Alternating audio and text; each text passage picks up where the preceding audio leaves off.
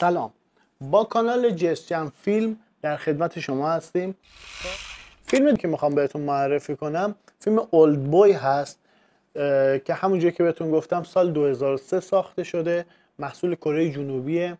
فیلم در زمینه معمایی، روانشناختی و اکشن دسته‌بندی میشه. توی ایران کمتر بهش پرداخته شده. فیلم خیلی قشنگیه. کارگردانش پارک جان ووده و بازیگر نقش اولش تو سال 2014 تو فیلم لوسی بازی کرده بود، آقای چوی مین شیک.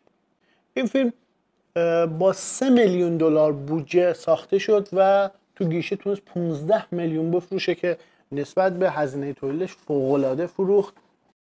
امتیاز IMDbش 8.6 که امتیاز خیلی خوبیه. منتقدین خیلی ازش تعریف کرده. حتی سال 2004 جایزه گلدن گلوب رو گرفت و مورد تحسین داوران قرار گرفت، رفتن رئیس داوران و از کسایی که این فیلم خیلی دوست داشته و تحسین کرده خود تارانتینو این فیلم رو تحسین کرده.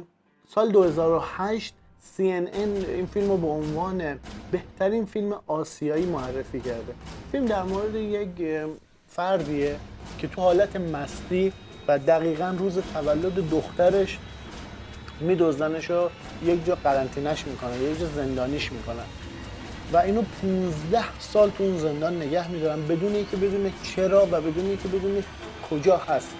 هر روز یک غذای مشخص بهش میدن.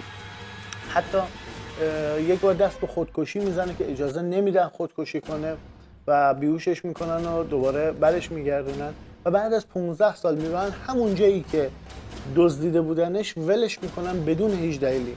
حالا اصل فیلم اینه که این باید پیدا کنه یک خانواده‌اش رو، دو بفهمه این کی بوده و چرا اینو زندانی کرده به مدت 15 سال و بعد 15 سال آزادش کرده. فیلم واقعا پایان بندیش عالیه، با روح و روان آدم بازی میکنه یک جورایی و فوق العاده است. بهتون پیشنهاد میکنم حتما ببینین و نظراتتون رو برای ما کامنت کنید.